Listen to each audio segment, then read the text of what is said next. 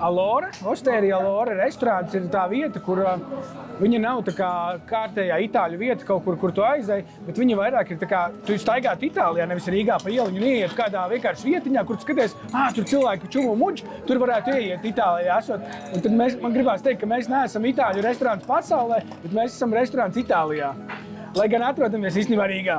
Būtiski zināt, ar ko mēs atšķiramies no citiem, varbūt ir tas, ka pamatā uzsvars ir tikai uz Itālijas produktiem, un ja mēs nevaram kaut ko attransportēt no Itālijas, tad mēs lietojam Latvijas produktu.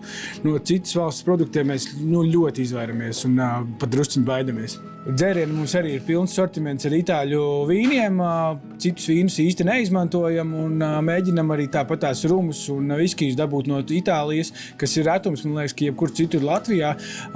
Pārsvarā visur ir tikai pasaulīgie šie lielie brendi. Katrs rīts Allorā mums sākas ar divām lietām, kas ir ļoti svarīga mūsu dienas daļa. Svaigas maizes cepšana un sviesta kūšana. Mēs cepjam dažādu veidu ciebatas, klasisko focacciu ar olīvēm un tomātiem un rozmarīnu. Ciebatas mēs mainām un arī sviestu mēs pēc garstāvokļa, kurš vēlas. Un galvenais, ka ir garšīgi. Viena ļoti svarīga lieta, ko piebilst, ir tas, ka mēs strādājam arī pēc itāļu autentiskām receptēm. Kā piemēru var nosaukt pasta alla bolognese, kas tiek veidota pēc tiešām senas itāļu receptes.